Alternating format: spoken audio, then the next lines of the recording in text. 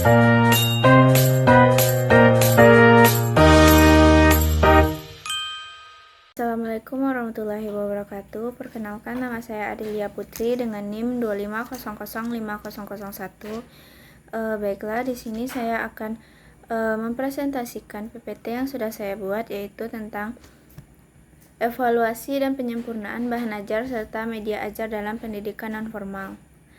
Yakni evaluasi dan penyempurnaan bahan ajar serta media ajar dalam pendidikan non-formal itu adalah proses yang terencana, berkelanjutan, dan sistematis untuk memastikan bahwa materi dan media pembelajaran benar-benar sesuai dengan kebutuhan nyata peserta didik yang beragam.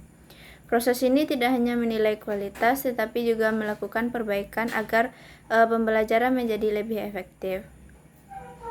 Yang pertama, ciri-ciri bahan ajar dan media yang baik serta mudah dipahami oleh peserta didik. Yang pertama yaitu relevan dan kontekstual. Materi itu harus disesuaikan dengan kebutuhan nyata, pengalaman, dan lingkungan warga belajar agar terasa lebih manfaatnya secara langsung. Yaitu materinya sesuai dengan apa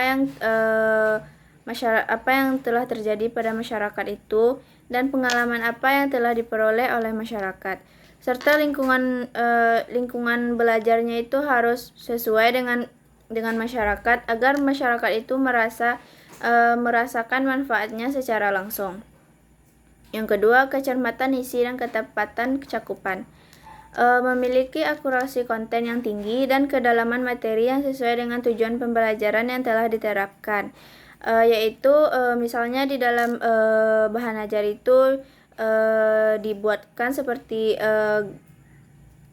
tabel, jadi masyarakat itu lebih bisa memahami materi pembelajarannya.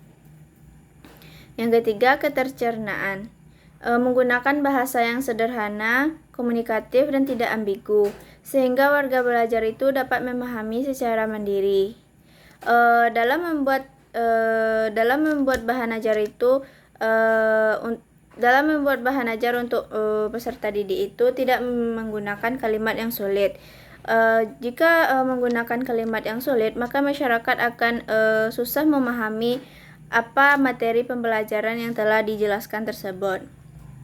Lalu selanjutnya, menarik dan memotivasi. Visualisasi, misalnya ilustrasi, tata letak, serta warna, harus menarik untuk meningkatkan minat dan stimulasi belajar masyarakat atau peserta didik. Multisensori dan interaktif. Media sebaiknya melibatkan lebih dari satu indera dan mendorong partisipasi aktif pengguna, bukan sekedar menerima informasi pasif. Misalnya konten digital. Jadi dalam konten tersebut seorang itu menunjukkan misalnya cara membuat keripik. Jadi di dalam video tersebut orang tersebut menunjukkan bagaimana cara mengolah keripik itu, biar mengolah singkong itu agar menjadi keripik. Jadi medianya itu tidak hanya dijelaskan oleh orang tersebut, dan masyarakat juga bisa memahami bagaimana mengubah singkong itu supaya bisa menjadi keripik. Selanjutnya, fleksibel dan praktis.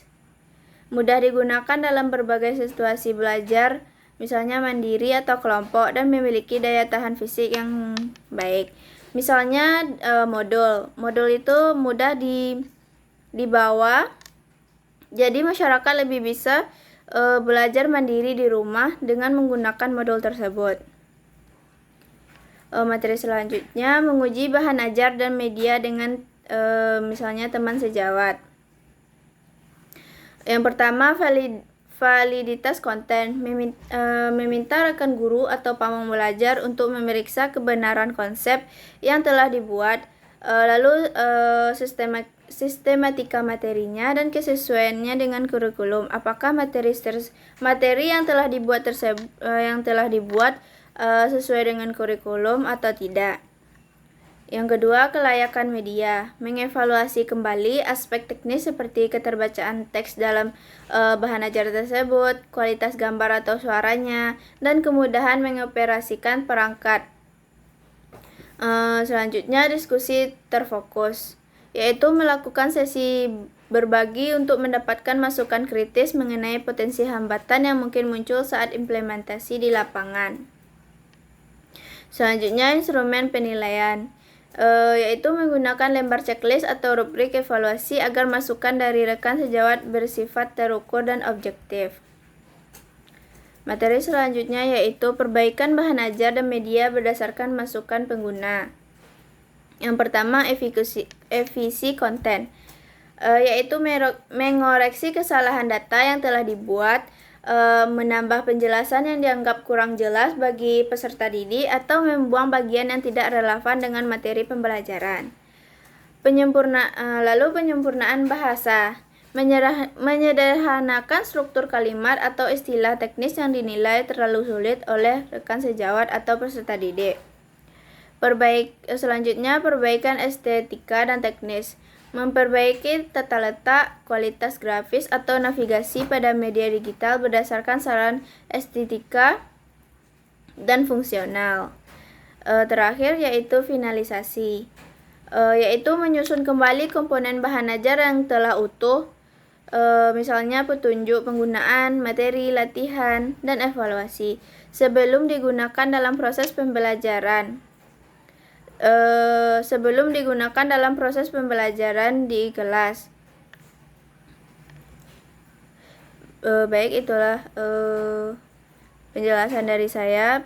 Dapat saya simpulkan yaitu bahan ajar dan media dalam pendidikan nonformal itu yang baik harus memenuhi kriteria relevan, akurat, mudah dipahami, menarik, interaktif, serta fleksibel agar mampu mendukung proses warga belajar yang efektif dan sesuai dengan kebutuhan warga belajar.